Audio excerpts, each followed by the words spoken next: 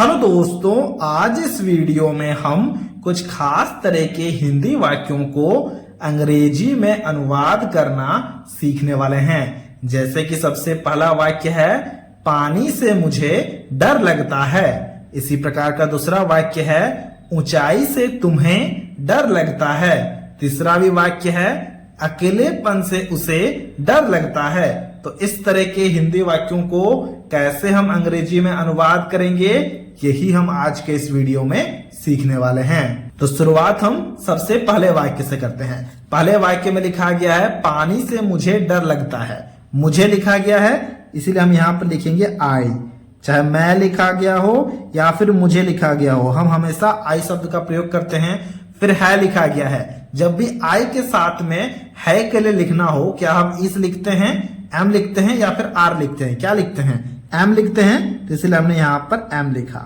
I am मतलब मुझे है, क्या है ना, पानी से डर लगता है। ठीक है, तो अब डर लगना का अंग्रेजी में मतलब होता है अफ्रेड ऑफ। तो उसे हम यहां पर लिखेंगे, आई एम अफ्रेड। अफ्रेड का स्पेलिंग अच्छे से देखना, अफ्रेड ऑफ मतलब मुझे डर लगता है। किससे डर लगता है ना, पानी से डर लगता है।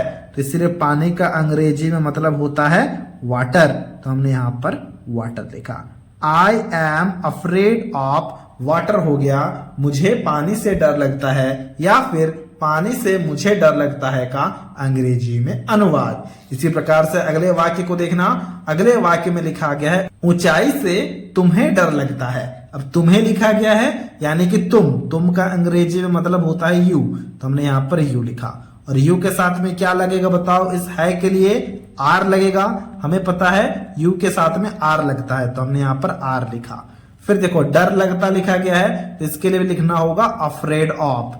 यू आर अफ्रेड ऑफ हो जाएगा। ठीक है, तो हमने यहाँ पर लिखा अफ्रेड और यहां पर हमने लिखा of. You are afraid of मतलब तुम्हें डर लगता है। किस चीज से डर लगता है ना, ऊंचाई से डर लगता है। और ऊंचाई का अंग्रेजी में मतलब होता है हाइट। तो हम यहाँ पर लिखेंगे हाइट। हाइट का स्पेलिंग जरा ध्यान से देखना। यहाँ पर हम हाइट सिर्फ हाइट नहीं लिखेंगे, हाइट्स लिखेंगे, यानी कि जहां भी ऊंचाई हो तुम्हें डर लगता है। ठीक है, तो ये हो गया ऊंचाई से तुम्हें डर लगता है का अंग्रेजी में अनुवाद, you are afraid of heights. ठीक है, इसी प्रकार से अगले वाक्य को देखना।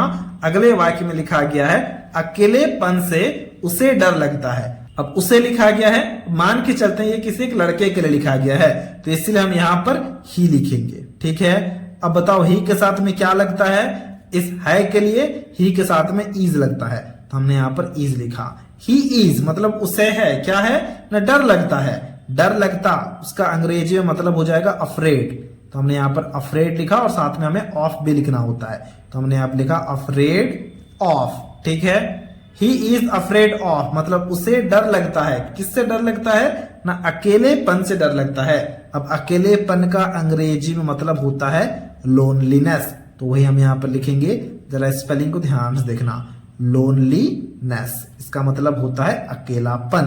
तो हमने यहां पर लिखा, he is afraid of loneliness मतलब उसे या फिर अकेलेपन से उसे डर लगता है। इसी प्रकार से अगले वाक्य को देखना। अगले वाक्य में लिखा गया है, भीड़ से मुझे डर लगता है। मुझे लगता है लिखा गया है, तो मुझे के लिए हम यहाँ पर आई लिखेंगे। है लिखा गया है, उसके लिए एम लिखेंगे। ठीक है, अब डर लगता है, डर लगना का अंग्रेजी मतलब होता है अफ्रेड। तो हमने यहाँ पर अफ्रेड लिखा, साथ में हमें ऑफ भी लिखना होगा, तो हमने यहाँ पर अफ्रेड ऑफ लिखा। आई एम अफ्रेड ऑफ मतलब मुझे डर लगता है। किससे डर लगता है ना, भीड़ से डर लगता है। और भीड़ का अंग्रेजी मतलब होता है क्राउड, तो हम यहाँ पर क्राउड से लिखेंगे। I am afraid of crowds हो गया, भीड़ से मुझे डर लगता है का अंग्रेजी में अनुवाद। इसी प्रकार से अगले वाक्य को जरा ध्यान से देखना। अगले वाक्य में लिखा गया है, आग से मुझे डर लगता है। अब इस ट्रांसलेशन को अभी आपको खुद से करना है और हमसे कमेंट बॉक्स में जरूर से जरूर शेयर करना है। अब देखो, आग का अंग्रेजी में मतलब होता है फायर। मैं यहाँ पर लिख देता हूं ताकि आपको कोई भी कंफ्यूजन ना हो और आप आसानी से इसके ट्रांसलेशन को कर पाओ। ट्रांसलेशन को खुद से करना है और हमसे कमेंट बॉक्स में जरूर से जरूर शेयर करना है। तो ये था आज का वीडियो। अगर आपको ये वीडियो अच्छा लगा है तो इस वीडियो को एक लाइक जरूर से जरूर कर देना, और कुछ इसी तरह की वीडियोस को देखने के लिए आप हमारे चैनल को भी सब्सक्राइब कर सकते हो।